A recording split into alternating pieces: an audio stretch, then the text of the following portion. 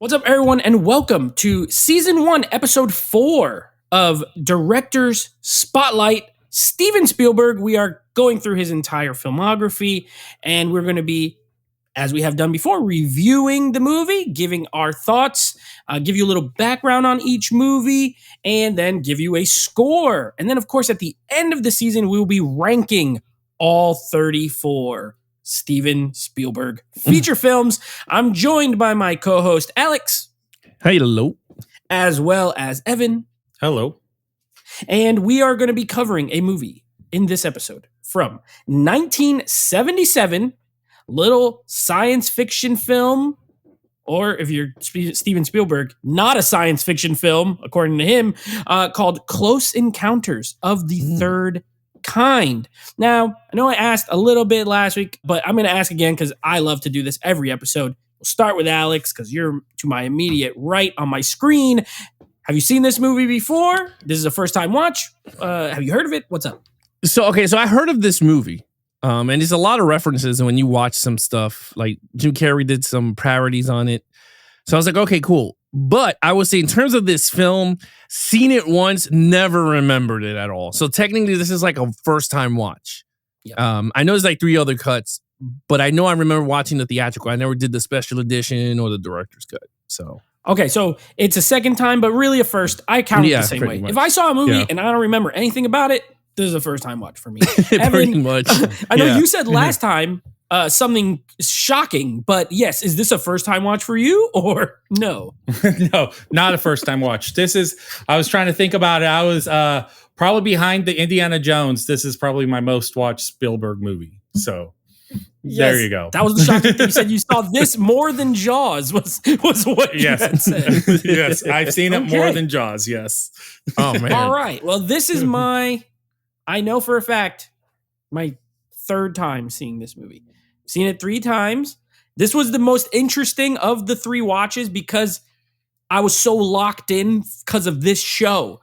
And I'm always locked in when I see movies at the theater, but sometimes at home, if I'm not like reviewing it or doing a podcast, sometimes it's kind of background noise or just something I put on to fill time. I feel like that's the case with the last time I watched this, it was more like, let me put on this movie and whatever. Here, locked in. So I wouldn't say it felt like a first time watch because I remembered all this stuff, but I was really focused in paying attention. And I think this is going to be a very interesting review. I'm excited to talk about it with you guys. Now, before we do, let me give you all the information I have on this movie. Now, this movie, again, came out in 1977 after Jaws, which was a huge hit.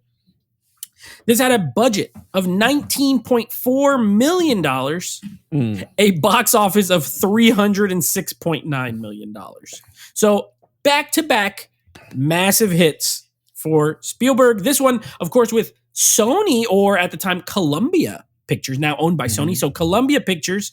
And the funny thing is he actually had the deal in place for this movie before he made Jaws. Kind of had an agreement, but they were like weary of the money. And once Jaws was a mega hit, this was a no-brainer. They were like, whatever you want to do, make your movie. This has a 91% critic score on Rotten Tomatoes and an 85% audience score. So again, super well regarded, well reviewed. This is also, out of all his movies so far, the most acclaimed in the sense of 8 Academy Award nominations for this movie. It won 1, which was for cinematography. It also won a Special Achievement Academy Award for sound effects editing, which they don't even give away anymore, but no. I don't think. But it won that. Also, first time Spielberg was directed for or nominated for Best Director. So he didn't get it on Jaws. He did get it for this film. Did not win, but he was nominated. All right, couple fun facts, and then we're going to jump right into the review. Even though Steven Spielberg received sole credit for the script, this is also the first one that was written by Spielberg, if you noticed when the credits were rolling.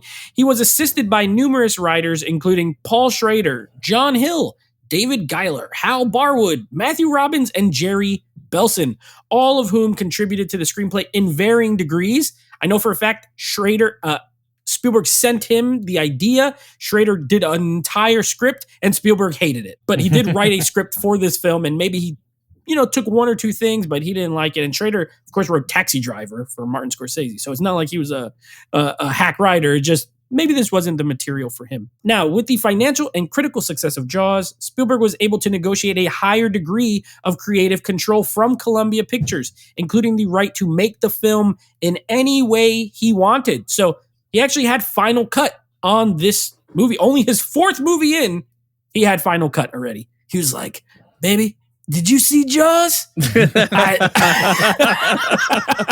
I know what I'm doing. And Columbia said, whatever you want, man, make it your way. Now, a special edition was released theatrically in 1980. Spielberg agreed to create this edition to add more scenes that they had been unable to include in the original release, with the studio demanding a controversial scene depicting the interior of the mothership that appears towards the end of the film. Of course, in the theatrical, you don't go inside, and in that version, you do, and a lot of people don't like that. That's what makes it controversial. It's more mixed, but it's not as like well loved. Spielberg apparently didn't want to do it, but he did it, and there you have it. You have the special edition. There was also a theatrical cut later that removed that back out, but did keep kind of a mix and match of stuff from the other two versions. Now, this one, I thought this one was funny. The U.S. Air Force and NASA declined to cooperate on this film. NASA actually sent him a 20-page letter telling him that releasing this film was dangerous. So apparently, Spielberg believes in the UFOs. He believes in like aliens and stuff. And that's why he doesn't consider this a science fiction movie. He just considers it a movie because he thinks these things are really out there. And because of the whole, and we'll talk about it when we review the movie, the whole kind of government cover-up type stuff, these agencies said, hey man, don't do it. Making a lot of people think, hey, it might be true. They're really out there. It's like the X-Files. The truth is out there. You know what I mean? And then the last one I have, Spielberg actually wanted Steve McQueen for the lead in this movie. Asked if he could send him the script. McQueen said, yes, send it over. Loved it. And then declined to play the role. The reason he declined to play the role is because he was not able to cry on screen. Felt he didn't have the acting chops to pull off crying on screen. Spielberg said, all right, do you want me to remove the scene? And McQueen said, no, because that scene made me cry in real life. So leave it in, but I'm not the guy. Basically, and that's kind of honorable. If you think about it, he's like, no, man, your script's great. I'm just not the guy to do it. And of course, we ended up with Richard Dreyfuss instead, who also, a funny thing about that, he told Spielberg every other actor is wrong for this role. He said, Al Pacino's horrible, Robert De Niro's horrible, I'm the guy you want.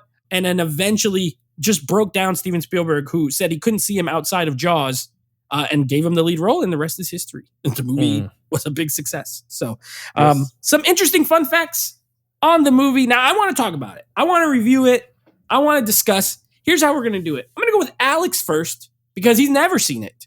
This is a first-time watch, and I love getting people's thoughts when it's a first-time watch. So, Alex, what did you think of this one? All right. I think favorite movie that he's seen. I know it's his favorite. It's going to be, oh man. Anyway, I'm just going to be honest. I did not like this movie at all. It was boring as fuck. Shit, it was boring. My wife got up 10 minutes and left. She was like, I'm not sitting through this. I was just like, holy crap. She goes, I remember this movie, and nope, I'm not sitting through it. So I was like, damn. So I was by myself. And I was by myself. Is that why you were sad? Yeah. I could cry. I could cry if you put this movie on. Look, okay, there's a lot of stuff going on here. I think in terms of directing wise, great work. Like super great work. Acting wise, great work across the board. Richard Dreyfuss was great in the lead role. I mean, he did a great job. Steve McQueen, I don't know if he would have pulled off this type of thing. Like, but I can see why they went with him. Al Pacino would not work at all. Definitely Robert. I don't even know he was in the running, but Richard Dreyfuss basically told him, don't put him in the running. Yeah. He's horrible for this job. I don't think Robert De Niro either could work. But with that said, I think it's the story. I cannot connect with the story. I just couldn't. I was bored. I was totally, and I'm into this sci-fi stuff. Not even sci. I don't want to even call it, the whole Close Encounter stuff. Like I believe in it, and I love it. Big X-Files fan. So I love this type of story, but this one it reminded me of one of the episodes of the X-Files called Space from season 1. Yep. That's just like this, and it's boring as fuck. I was like, so on it, and the thing is, it's not bad. It was a really well done movie, but my thing is the story pacing is so slow to get to what it is. Like, he's an electrician or one of those it's a lineman.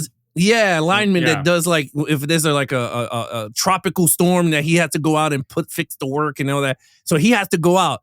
And my man gets caught into a UFO thing. And I'm like, okay, this is cool. But damn, man, from there on, he's drawing mountains. He's making him out of freaking mashed potatoes. He's throwing dirt in his house. I'm like, what is what is happening here? And it's just, to me, it just develops slow. And then you have the other character, which is the female character too, which I can say is cold lead too.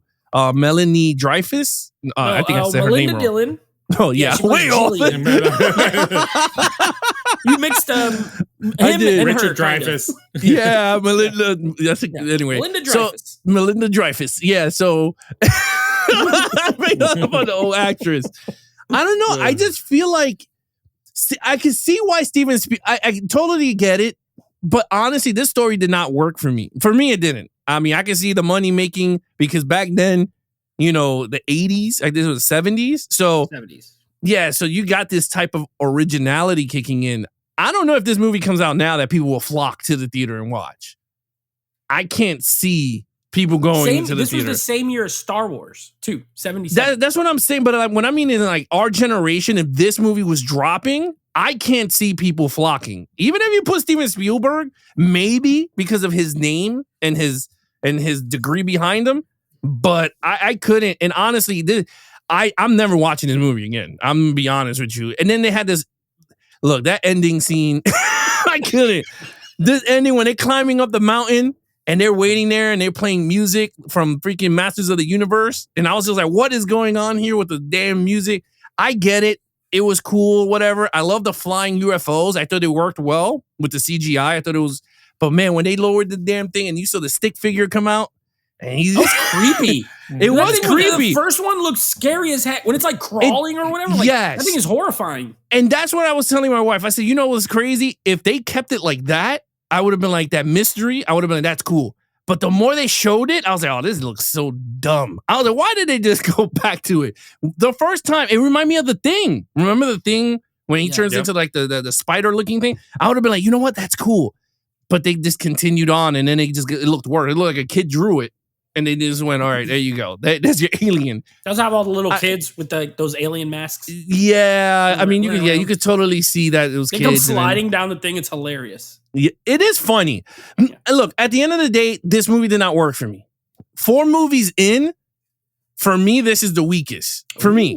Not directing wise, I don't think it's I think it's great. It's up there with the Jaws and whatever. But for me, this is not a story that I would go out. I'd rather watch Sugarland Express. I was going to ask that. I'd rather watch Sugarland to me, because I was more. It was a little bit more engaging, and the storyline, while it was slow, it at least moved the pacing. To me, this one did. I just felt like it was just slow. I don't know. It could be me. I know you guys are gonna tear it apart and love it and throw confetti and do all this stuff. But look, for me, I think to me it was the weakest in my thing, so I didn't like it. So I'll let you guys take more of my time. So go ahead. No, that's cool. And you know what? I mean, that's the beauty of movies, right? Like, it could be the most beloved thing, but if it doesn't work for you, it doesn't work for you. And this is where I think the rankings is going to be really fun, is to see because when you're ranking, like, especially for me, it's on personal preference. Like, which do I want to watch more? It's not necessarily best, because if you're just talking technical, everything, a movie can be better than another one, but that don't mean I like it more. You know what I mean? And so it's going to be interesting to see, like you just said, like, I'm not going to go yet, but like, do I think this is a technically better film than Sugarland Express? 100%. Yep. But like, to your point, you may want to watch that one more. It's a little shorter, moves a little quicker, maybe has better characters that you like. Like, There's a number of things. Now, so you didn't like it. Okay, I love that. Evan, now I'm going to go to you. I was going to go to you last, but now that happened, I want to hear your take on this one. I'm going to start off with this for maybe if it came out today, and I don't know if it's just me and it's in like my DNA, but I showed my son when he was like 10 or 11. He's 14 now, but I showed him this movie. I said, let's sit down. I want to introduce you to more of these because he's liking, like I wanted X-Files. He's more intrigued. And I said, let's watch Close Encounters. And I showed it to him and he watched it. He loved it. The very next day, he watched it again with his mom. Like he loved the movie. He wanted to watch it back to back. So I truly do think this is one of those movies. I understand if you are bored with it, and I get what Alex does say, because you either love it or hate it kind of movie. I don't feel like you're going to fall into that. Oh, it's okay. Like I feel like you're going to be in two departments there. I love this movie. From the start of the beginning and the planes coming and the guy going, but where did they come from? Like I'm eating it up. The camera work, the translation. Like, can you speak French to speak to? Like I'm just loving every moment from the gut. Like what's going on? And so I'm in on the mystery. I love it. Now, what was very different for me on this one that I did not expect, because I've watched it as being a dad, but this time what really stood out me that I really drove me nuts is that the dad leaves. Mm-hmm. The dad gives up on his family and he leaves. And that's never really like irked me before, but that really irked me this time. Just saying, hey, whatever's in his brain, he's going to leave his family for these aliens. I did not like that. I'm going to put that out there. I did not like that. So that was a hit for me. He made out with the other girl. Yeah, and he was kissed married. the lady on the mountain. So, yes. Yeah. So he cheated on his wife first, and then he left cheated, and then he broke out. Yeah. I mean, we're just knocking it out of the park. I mean, so I did not like it. It never really hit me the same way when I've been watching it before. It was just like, that's what happens. What I do love about this movie is it feels more real than it does. I agree. I would not call this science fiction. Like I would not say there's aliens, but this is not a typical, when you say a science fiction film, this is not what you're going to get. Like you're not going to get the tropes of a science fiction film. My favorite scene that points to that is when they're doing the air traffic controlling and they're talking to the plane, but there's other people talking over the main guy you're supposed to be listening. So there's chatter because there's people just constantly talking. And I love that part that we're starting to get from Steven Spielberg of going, how can I set realism into some scenes and not just focus on, can you hear this dialogue perfectly? Because like you couldn't, it got annoying, but you go, that would really happen. Now, how many meetings have you been to that people are talking over the person who's supposed to be talking? So I love that part. And I love that how he adds movement to scenes without always making the camera move. There's always something movement. Even when he's just shooting the sky, there's always a shooting star. There's always something moving. And but I love the color palette. I think that's a strong thing. The orange to the red to these blues. Like I feel I did not watch it on 4K, so I don't know how it will look. I watched it on Blu-ray, and I think it's a strong Blu-ray. And so I what else do I love? I just like it. I love the mashed potato scene. Watching the kids, I want to hear Nate's opinions on the kid actors coming up. But God. Yeah. That one kid who's crying all the time. Oh my gosh. Yes, every time anything happens, that kid's crying. I'm like, stop. I would say I don't, because I normally watch the director edition and I couldn't figure out, did that play better? I don't think so, because I do think that him going crazy is not well explained. Because I was more analytical. So this is my first time ever reviewing the movie. I've always just watched it. It's been a movie I've just watched. So I was more analytical because I was like him going crazy and his family falling apart, I think happened a little too fast and unexplainable. Like she's crying when he says you lost your job. Like, why did he lose his job? He didn't show up one time, but there was a complete blackout. Like, did they not ask questions? Like, we need a little bit more information of this breakdown that I don't think we got. and we focused in like, cause he's laying down and he's looking at the pillow, and that's the first time seeing the mountain shape, right? Yeah. And we're seeing that. I actually like the mashed potatoes, him going crazy in the things, and who has pet geese? Is that geese in her yard that he rips up the fence and there's the neighbors, big, giant, the or neighbors, ducks or something. Yeah. No, I think it was whatever chicken. they were. I think it was No, chickens it's or chicken something. wire, No, but it's like ducks in a that's- pond. Oh, ducks. yeah, it could be ducks. Yeah. Yeah, because they're all like going, who has those as pets in their backyard? He ripped but that shit out. I'm paying for it. She's like, just take it. Yeah. Yeah. So there's like those little comedic scenes that I've enjoyed. I like them discussing how they're going to get a person out of the town, like, and they don't tell us, and we see it on the news, and that being revealed for Devil Mountain. What is it? Devil's Mountain? Town? What is it? Devil's Tower is called Devil's Tower. Devil's Tower. There it Devil's is. Tower. Yeah. Okay, but I like how you hear them talking about it. You see them pinning up I just love the whole government cover up. That I eat that stuff up. I'm a big X-Files fan too, and I watch all that stuff. So I enjoy it. Now, if you would have told me last week, I'm not going to tell my score now, I would have called this a perfect film. I would have said this is going to get a 10 because I love this film so much. But when it comes to scores, I don't know if it's going to get a 10. That's all I'm going to say. Uh-oh. Okay. I don't think Alex didn't give it a 10 either. It doesn't sound like it to me. I'm gonna guess that's higher than Alex. I will put that out there. Okay. It would be higher. Yeah. Wow. Okay. So I'm ultimately, for lack of a better term, the tiebreaker here as far as this movie is you could concerned. be. And everyone's opinion. So it's not a game or a contest, but I'm the tiebreaker because Alex said, I don't like this movie. It stinks. Boring. and Evan said, I love this movie. So I'm in the middle. All right. Third time watching, like I said.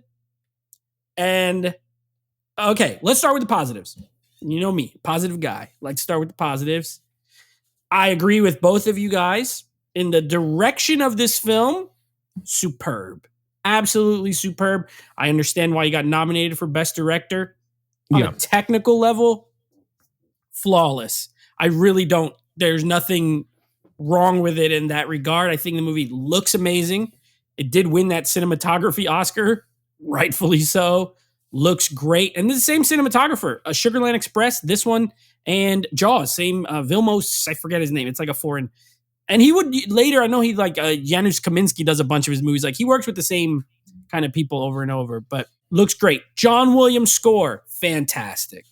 I would say, again, maybe not as memorable as like Jaws or Star Wars, which he also did the same year, but as good. And like in the movie, it works. It's really great. So a great score. Great acting. I agree with Alex there. Like, I don't really like Richard Dreyfuss that much, but he's good in this movie. Melinda Dillon was nominated for Best Supporting Actress for this movie. So do I think that's warranted? I don't know, but she's good. She is good as sort of this mom that is like, all this crazy stuff is happening and she got this son and there's no dad in the picture really. So single mom, little boy in Indiana, and some crazy stuff happens to her. And I think she did a great job. Francois Truffaut, of course, plays the French science guy. He's a director himself. Some great French films from like the 60s, 70s, maybe 50s. I don't know. So Spielberg, like getting to work with someone he looked up to, he said something was like really cool. And you wouldn't even know he was a director. If you've never heard of him, he just seemed like an actor. He was really good in the role. And you get a little part from Carl Weathers popping up in there. Apollo Creed. Yeah. And Lance Henriksen popping up in like these guys in these little nothing roles. They're like military guy and FBI guy. And that's it. So I think all that is great. I think visually it's great. The effects, I think they hold up for the most part, especially at the end. Like when that mothership comes up from behind, like it looks great. It does. Yes. It looks fantastic. So love all that. On paper, I think this plot is interesting. I do like that it starts as a mystery. You know, you're just thrown in, you're in the desert. These planes they're from World War II, which at this point would have been like 30 years ago. They just appeared. They're in perfect shape. They still work. Where's the pilots? That guy. Where's the pilots? They're not there. Nobody knows where the pilots are. And it's like intriguing. It's like, well, why are they there? What's going on? And then I like all the mystery element that goes on early on in the film. I'm trying to think more positives. Yeah, I like all that stuff. Okay. This movie pisses me off a lot. It really pisses me off. I'm not going to lie. All right, let's start with the first thing that pisses me off. I got one more positive. I think this movie has some amazing moments. Some of the best. The Richard Dreyfuss and the train track scene in the car. Amazing. Like that's like peak Spielberg visually, where like the lights are behind him and it raises up and goes over. And I think what is added to that is because the first time we see that is an actual car. So he drives around and then we get it again. There's another car. And then it raises up. You're like, holy cow. I bet if I saw this at the theater then, I would have been like, what? It's a spaceship. I legit, I think that would have like blown my mind. And then that whole section is awesome. Like in the car where he looks like it almost looks like they're trying to suck him out of the car or something. And the light and iconic. The scene where the aliens are trying to kidnap the kid. Oh, it's scary, first of all. Extremely with the screws. Little screws, they're undoing themselves. And the lights. When he opens the door and that red light, it's like horrific. It's like really scary. Like, what is that? Why are they trying to abduct this kid? He gets sucked, like goes out the doggy door and the mom. Amazing scene. An amazing scene. Okay, let me tell you why the movie pissed me off. Okay, Evan, you talked about him leaving his family. I don't have kids. And I still hate I absolutely hate that decision. And I get it. And I watched the features and I heard them talk. And I heard people talk about this guy that has this obsession that it's like it overtakes his mind. It doesn't like he can't even like think about like family, white, like he's obsessed with this vision he's having of the Devil's Tower and all this kind of stuff. I don't think the movie does a good job of making me think he's that obsessed with it. Other than acting like a weirdo. I hate the mashed potato scene. I think it's stupid. I don't like when he's throwing all the crap in the house. He's like, I figured it out, guys. I'm in my right mind. And he's still crazy. He's not in his right mind. He's crazier than ever. He starts throwing garbage and bricks in his windows. And the wife is rightfully like, I'm out of here. Bro, you're acting like a maniac. I just can't. I don't think the movie did a good job. I don't know if maybe they needed to show him having some visions or what was going on in his head, but it does not work for me. He abandons his kids. He abandons his family to go fly off in a spaceship with God knows who to God knows where. And he's like, yeah, no, I gotta go with the aliens. Sorry. They flew over my truck and I gotta abandon my whole entire family. I hate that. I don't like it. I'm not a fan. I've never been a fan. I've always hated it. I think it's stupid. The mom with the kid. Okay, I don't understand these aliens because at the end, they make it like, hey, we're visiting you. We're going to give you some knowledge. They share this sort of thing with the tones and they're kind of talking. And then at the end, when the guy's doing the sign language and then the creepy alien does the sign language and then smiles, and it's scary, by the way, and he smiles at him and he smiles back like, oh, look, he's a friendly alien. And yet they suck this kid out of doggy door. They're kidnapping people. Like, I'm confused with the whole thing of like, okay, at the end, it makes it like we come in peace, but yet we've taken your child from you in a scary way. We've like abducted these people from World War II and we're just going to drop them back off now 30. They haven't aged. Their parents are probably all dead. Their family's all gone. Like all that kind of stuff. Like I think about when I'm watching movies and you know what? I don't like it. I'm like, I don't like it. Are these aliens peaceful or not? And maybe that's supposed to be, they're not human. So maybe they look at things and they're different and that's all well and good. That's fine. Also, I think narratively, I'm going to agree with Alex. This movie's kind of boring for a lot of it. Like, I think the pacing is bad. I think it's really odd. Like, this is like Jaws in that the first half feels like one movie and then the second half, like that scene in the mountain is like almost the whole entire second. It's like 45 minutes long from when they get there. And that's like the part on Jaws where they get on the boat and get to Jaws. Like it's the finale, but it almost feels like two separate movies, right? We've set up this mystery. What's going on? What does the government know? What are they doing? I feel like this could have been amazing. And to most people it is. Me and Alex in the minority here. because I listened to other people talk about this. I was watching the features. I heard J.J. Abrams talking about this movie. I heard Denis Villeneuve, who I love, talk. And the way they talk about it, it really hit them. But it did not hit me in that way at all. None of the parts that hit them hit me. You know, he talks about, you know, this aspect of him with the wife. It's almost like a divorce sort of metaphor thing, right? You got these kids, they're seeing their parents kind of fighting. And that's why that one kid's always crying. And he's like, oh no, my family's going to get split up. And that is scary. And I think if you watch it when you're younger or you see it at a certain time, that could have that effect. Watching it now does not happen to me. So, you know, I don't know. I just never loved this movie. And I think I said that last time. I've never loved it. I feel like it's hard to love for me. I don't like the characters that much. I don't think they're overtly interesting. And the funny thing is he wanted like an everyday kind of guy, which is why they went with Dreyfuss. And that's kind of boring to me. Just some guy goes crazy, leaves his family, gets on a ship. Everyone's okay with it. Bye-bye. The little kid aliens come out. They're all waving. And then they're playing these notes and nobody really explains what is even going on with it. So at the end of the day, this is one of those movies that I respect more than I enjoy. Yeah. I don't really like it. I can't say I like Close Encounters of the Third Kind. I can't say I respect it. I think it's well made.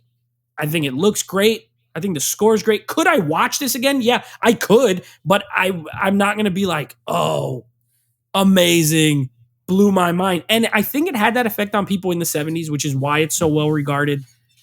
And I get it. I do think if I was born then and saw this then, I might have a different view than I do now. But for me, this one's always kind of been low tier, which is crazy. Because again, crazy reviews, huge hit, Oscar nominee, Oscar winner. And I'm like, it's not my cup of tea. So, you know, I liked it even less on this watch because of, like you said, Evan, like analyzing it. Like, how am I, what is this making me feel? Not good things. Alex, what were you going to say? No. I agree with you. I think in the mindset of a director, when they sit down and they have their interviews, I could totally see a bunch of them going, oh, this is this. That's true too. I couldn't. Like, even if I sit down as a director and they put, like, I don't think a movie like that, I would be like, this is the movie that made me what. Like, no, like, even still, like, yes, directing what it's a beautifully, like, it was very well done. It's a very well done. When I tell you well done, to the point when the movie ended, I looked at my wife and I said, Steven Spielberg should have did an X-Files episode. And I would have been like, he would have knocked it out the park. Him doing Mulder. Honestly, I really think he could have did an X-Files movie. And I think people would have flocked to see it in the theater. But what I mean is, like, it's a good, oh man, it's not a good movie, man. Like, it's not. It's just, and I wanted to. And I wanted, you don't understand. I was sitting there, Evan. I was sitting there and I'm wanting to like it. And I totally see what you mean, Nate, with the whole Jaws reference, like the second half, because it did feel like that. I'm like, what's behind the mountain? And then it showed the facility. And I was like, God damn. Like, it really, like, and then no one's talking to each other. Everyone, clear the platform. They're coming. Clear the platform. You know, this is not an emergency. This is real life. And I'm like, okay, great. But nothing, there is no, not essence, but there's just no point. They're not guiding us. They just, it's like, okay, am I supposed to be Richard Dreyfuss just looking over the mountain to see what the hell's going on point of view? Because if that's the case, I don't like that. I agree. I think it's a character problem for me. I don't think the characters are, I don't relate to them. Like, there's no one for me like that I latched onto that I was like, oh, even the mom, like, I thought she was probably more relatable because she has a kid who gets abducted and I felt for her more than him. And maybe that's because I don't think you should just like abandon your family to go chase aliens.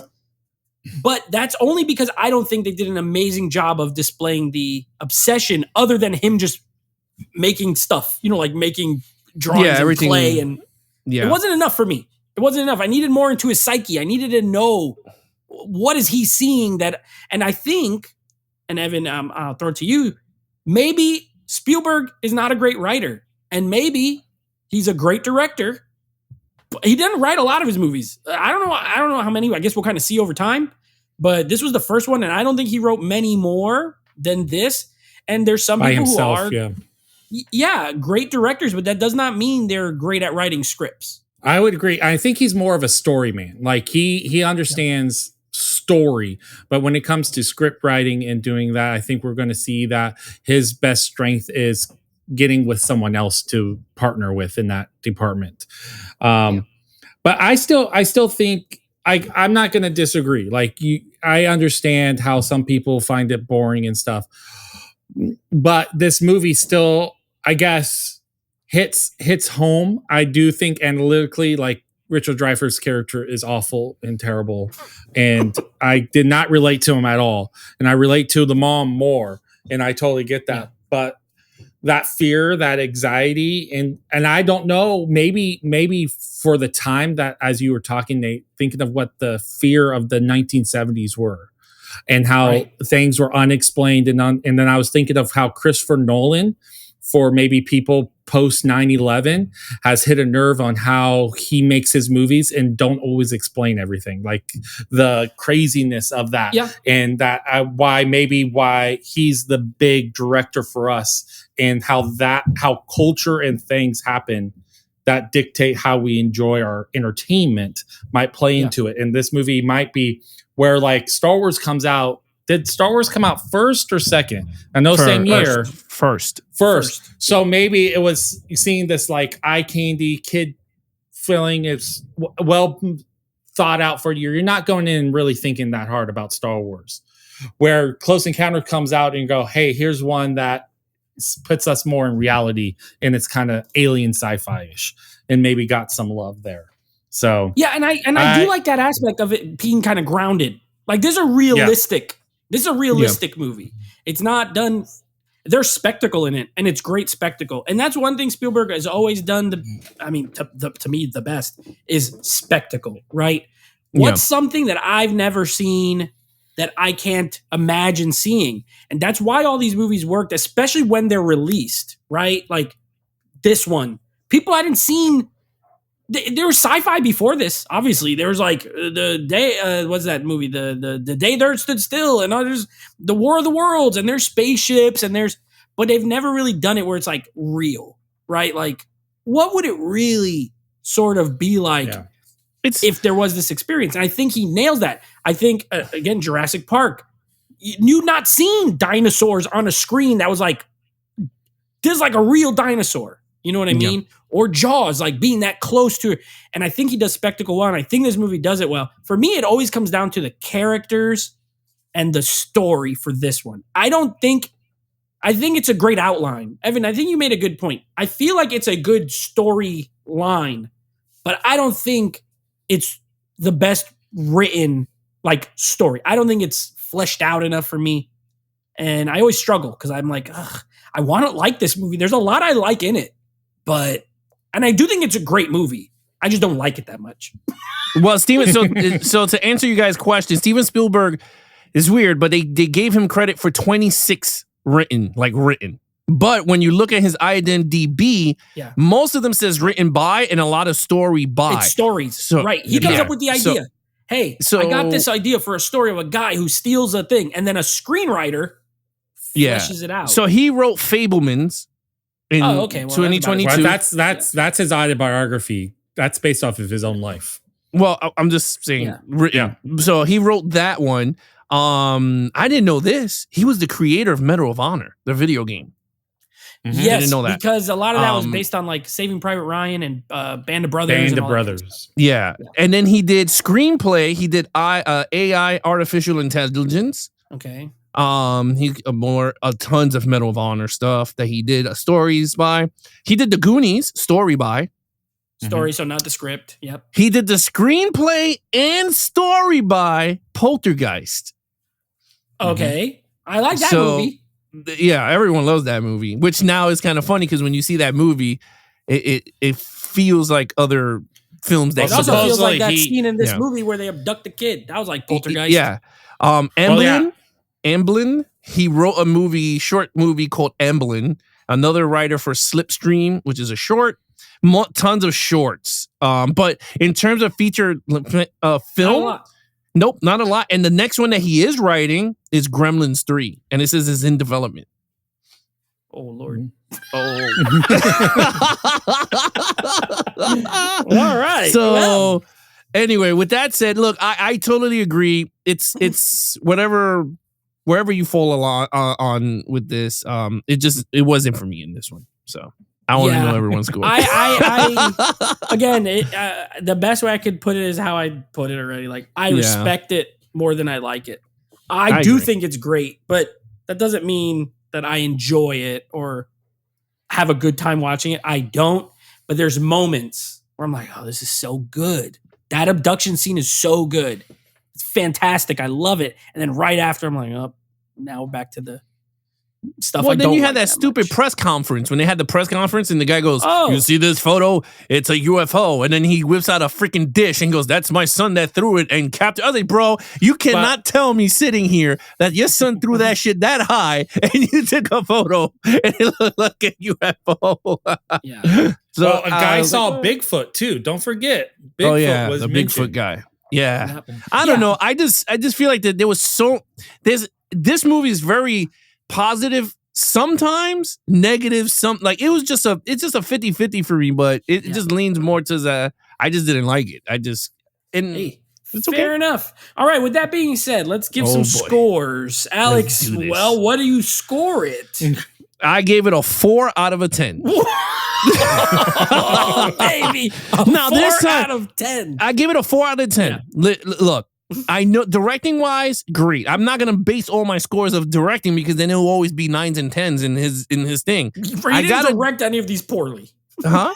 That's what I'm saying. Like all any of these movies poorly. Yeah, he did a great job. So I'm like, I can't just be here ranking enjoyment. Yes, if it's watchability, I wasn't bored? Did I feel for the characters? Did I care for the characters? Right. And in this case, I gave 2 craps for the characters. I thought it was boring. There was no pacing.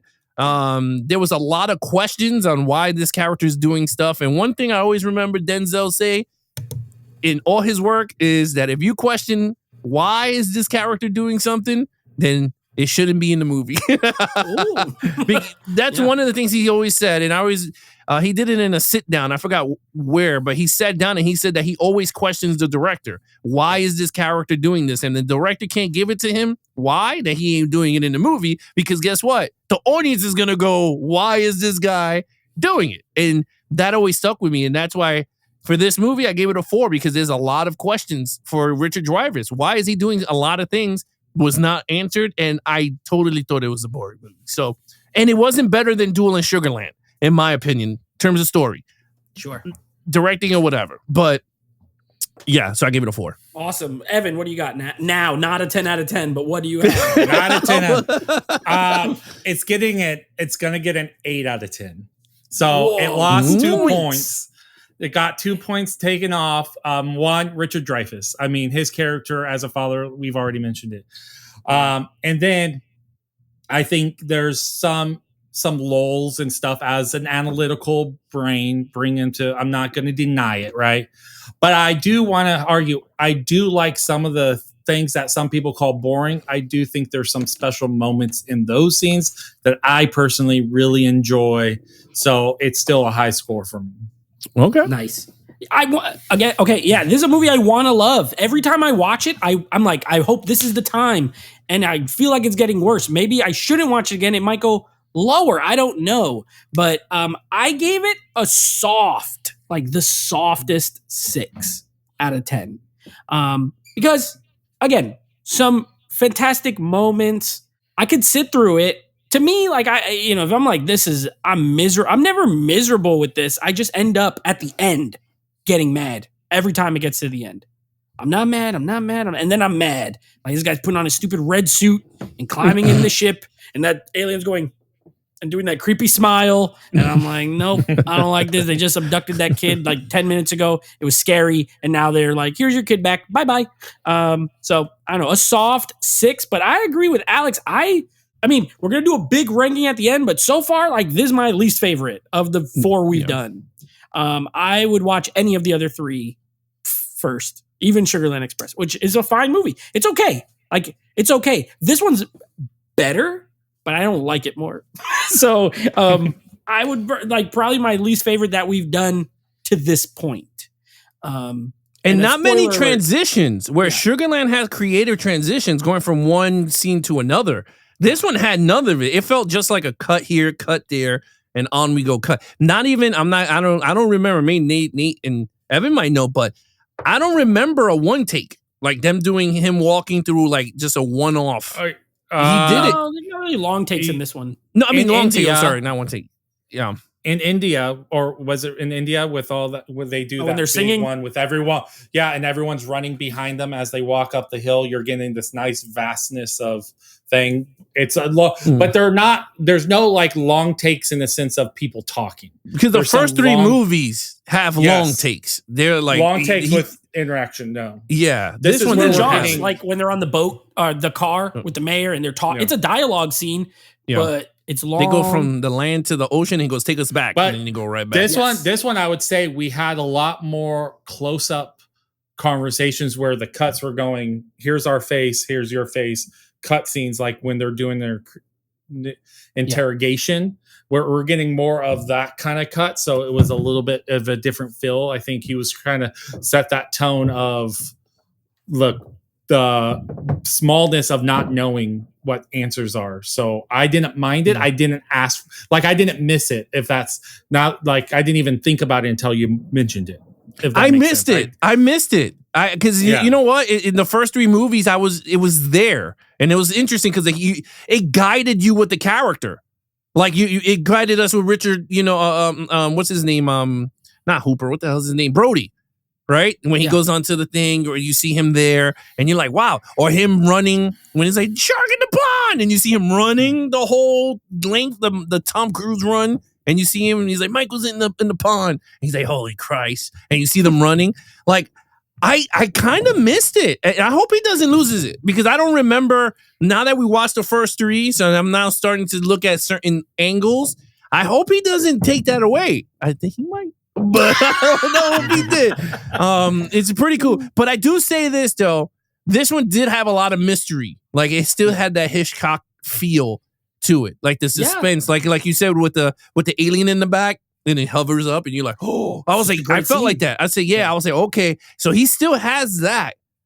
Just don't take away those long shots, because it was the cool thing in his repertoire. But I'm saying like that, cool. If you take that scene and then the abduction scene with the kid and how mysterious and creepy it is, but then in between you got him flying through toll booths. It's like, well, okay, that was goofy. It's like, the little lights. It's like, it looked like an ice cream cone. And it's like, and I know he's not trying to make a scary movie, but the idea should be, to some, maybe not. Like, that's what, if you are like into it, really into like aliens and you want them to see one, maybe not. But I feel like to general public, but it's, I don't know. Maybe I see what you mean, though. I see what you mean, because there was even another shot that I was like, "Oh, this is stupid," and my wife was like, "Oh, this is corny." When she walked by, was when they were driving. It was towards the beginning when he was driving up, and the characters met for the first time, and then you see them doing the car chase. Yes, they're doing the car chase, and she's like, "Why is the UFO going through?" I was like, "I don't know." And then you see the cop car chasing them, and I was just like, "This is kind of funny." Like it just didn't look right. You know what I mean? Like it just felt off. Like why would 3 UFOs, instead of having all that land, all that space in the air, they decide to go a chase scene on the highway? So like for me, it didn't work. That's what I'm saying. There's a lot of stuff in this movie that's just wonky. Like I totally get what Nate says. It's not supposed to be funny, but when you watch it, you're just going, "Why is 3 spaceships and a light bulb chasing each other on the street?" What about the scene with the clouds when they go through? That totally reminds you of like Ghostbusters. You could tell when the clouds start to open up, and that fast shot with the mom I liked and the it. I liked it. I thought it was very like I said, like even like you said, Ghostbusters. Even with Ghostbusters is setting up some shit is about to happen. Like it has that cool sense of danger coming, right? But this movie never gave you a sense of danger. Like every time Steven Spielberg is about to give you that sense of danger, he just pulls the rug back. I'm just wondering, do you think it's because we as watchers have been desensitized to some of that mystery, because we have some more movies that go a little bit scarier and do that, where like your first time, like you're saying, you're being exposed to some of this suspense stuff that Steven Spielberg's not going that far because no one's really making these type of movies until now, and now people like go way further with them. Do you get what I'm trying to say? I totally see what you mean. For me, I guess I am being a little bit harsh because this is a 77 movie, right? I think it came out in 77. Yeah, 77. Yeah. So 77. I'm being a little harsh because I'm thinking of what could have been ahead of, like going, at what they could have been doing. But you gotta remember, personally, when I'm watching these, I gotta remember that these guys have the stuff that they have now, and they're not thinking about audiences 30, 40 years from there. They're trying to entertain people of that decade, like that year. So like for me, I totally, I agree. Yes. Yeah. Like if I'm looking at it through those lens, then like I'm being really bad. But the thing is like the movie itself is not giving me answers. Whereas if they filled in those gaps, then I would have been like, you know what? I'm going to give it a higher score because even the scariness is there. Steven Spielberg is giving it. But I just feel like when he's about to give it to you, he pulls the rug. And you're like, you should have went full, you should have went full there. And like Nate said, like, this is the real version of a UFO style of movie where it's sci-fi or whatever, just like how Batman's Dark Knight was the real version of the Tim Burton Batmans. Like you have those comic book versions, and then you got this Dark Knight that's realism world. And like, how is Bruce Wayne in the real world and Batman in the real world? So it's kind of like the same style, but at the end of the day, I mean, it was executed great. Yes, it was. Storyline to me, it didn't. So also a little funny joke I just found out. Dennis Muren, who actually did the visual effects for this movie, also did the visual effects for Star Wars. And on the mothership, the model that they use, there's a tiny R2-D2 on it. He actually, the model is at the Smithsonian Museum. I don't know if it's still there, but there's a tiny R2-D2 and a TIE fighter like attached to one of the things because they were friends and the movies came out at the same time. And he worked on both, and John Williams worked on both. So there's kind of little. There's also a great white shark somewhere on there. I was looking for Easter egg, like when they had the newspaper clippings. I was trying to read and pause to see if there's anything from a movie. Like I didn't see nothing like from past like stuff. So I was like, oh, okay. But anyway, so that is Close Encounters. I think this one might be controversial in the sense of, I mean, I think this is very popular. The funny thing is, when I posted it, I had a couple of people say it was a classic. I know our buddy Tony Movie Chappie said this is overrated. He does not really like this movie that much. So coming from him, that's something. And I do think a younger audience will not jive with this the way older audience will. I think Jaws is a little more universal. Like I know younger people can kind of get into that one. It's a shark movie. Here, I don't know if it's the same. So maybe that has something to do with it. Either way, that is our thoughts on Close Encounters of the Third Kind. A 4 from Alex, a 6 from me, and an 8 from Evan. You get a little bit of everything. Someone really didn't like it, someone's kind of in the middle but doesn't love it, and someone who really enjoys it and has seen it many times.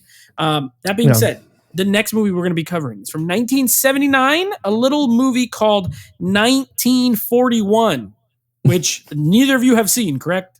I never heard of this. I never heard of it. No, honestly, like, I mean, I know people are going to be like, oh, really? No, honestly, I did not know that Steven Spielberg worked with the actors that are in this movie. Like, I love these actors. Like, yes. So, listen to this. The screenplay by Robert Zemeckis and Bob Gale, of course. Okay. Back to the Future. Yeah. But the story was also John Milius, who, if you're an 80s movie fan, you're talking like Conan the Barbarian. You're talking like Red Dawn, the original Red Dawn. You're talking about a bunch of like really popular 80s movies. Like the creative talent behind this one, incredible. And that's why, Alex, I'm going to say this. And Evan, maybe you'll piggyback. I don't know.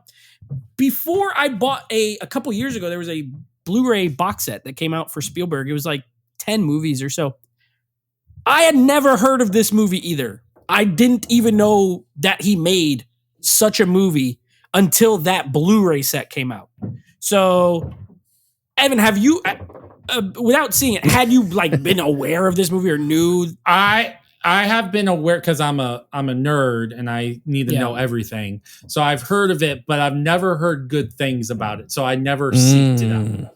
That's that. Okay. So this has never been a movie where I've gone and go, I need to see it. So this will be my first time watch, and they'll probably, and that's all I'm going to say. It's going to be. Are you purchasing this, Evan? Are you putting it? I bought it. Oh, you already brought it. Okay. Yeah. All right. Yeah. I bought it as well. I bought the Blu-ray. I got it on sale from one of those Groove sales. I paid like $5 for the Blu-ray. Oh, nice. Well, yes, that we have that. I mean, I would say, Evan, to your point, this movie, Empire of the Sun, Always, that's probably it. I kind of always lump those in as like the unknown Spielberg movies, in that they don't have, none of them have a huge following. None of them have like, they have fans, I'm sure, yes, but it's not like, because even his lesser films like The Terminal or Munich or Amistad, like people know of those movies. I bet you I could walk up to 10 people who say, I like Spielberg, and say, have you heard of Always? And they'll say, no. You know what I mean? Like, I don't even know what the hell that is. It kind of has that reputation, and this movie as well. Well, with Empire of the Sun, and I feel like The Color Purple, I think people know those movies, but don't know Steven Spielberg directed them. Like Empire of the Sun is more famous for Christian Bale being a kid actor than it is for Steven Spielberg directing it. And The Color Purple is Whoopi Goldberg, Oprah's first movie and stuff, but I think they forget that Steven Spielberg directed it. Well, that proves my point, because guess what? Before Christian Bale was famous, nobody knew Empire Sun at all. So it's like, you know what I mean? It's like, what is that movie? And that's one of the only ones I have not seen when we're going through this. So that'll be a first time watch.